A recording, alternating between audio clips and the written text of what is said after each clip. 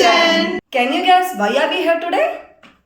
Yes, you guessed it right. We are the 5 unprofessional chefs here.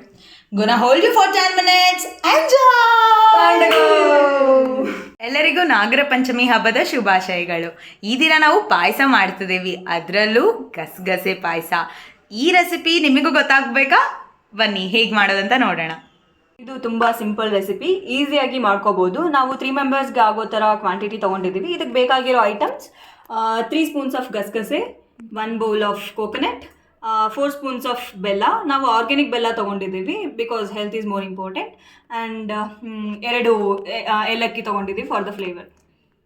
ಇಷ್ಟೆಲ್ಲ ಐಟಮ್ಸ್ನ ನಾವು ಮಿಕ್ಸಿಗೆ ಹಾಕ್ಕೊಂಡು ಚೆನ್ನಾಗಿ ಗ್ರೈಂಡ್ ಮಾಡ್ಕೋಬೇಕು.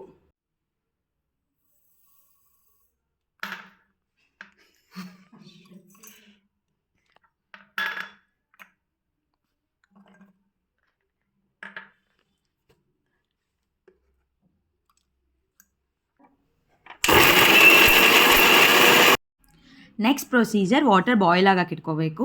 ವಾಟರ್ ಕ್ವಾಂಟಿಟಿ ಎಷ್ಟಿರಬೇಕು ಅಂದರೆ ಪಾಯಸ ಎಷ್ಟು ಗ್ಲಾಸ್ ಬೇಕು ಅನ್ನೋದ್ರ ಮೇಲೆ.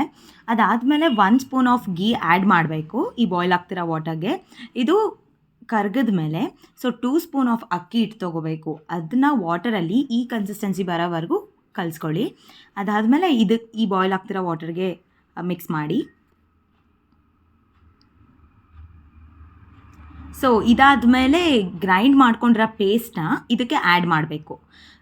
ಗ್ರೈಂಡ್ ಮಾಡ್ಕೊಂಡಿರೋ ಪೇಸ್ಟ್ನ ಆ್ಯಡ್ ಆದಮೇಲೆ ಅದು ಬಾಯ್ಲ್ ಎಷ್ಟೊತ್ತವರೆಗೂ ಆಗಬೇಕು ಅಂದರೆ ಪಾಯಸದ ಹದ ಬರಬೇಕು, ಅಲ್ಲಿವರೆಗೂ ಈ ಪೇಸ್ಟನ್ನ ಬಾಯ್ಲ್ ಮಾಡಬೇಕು.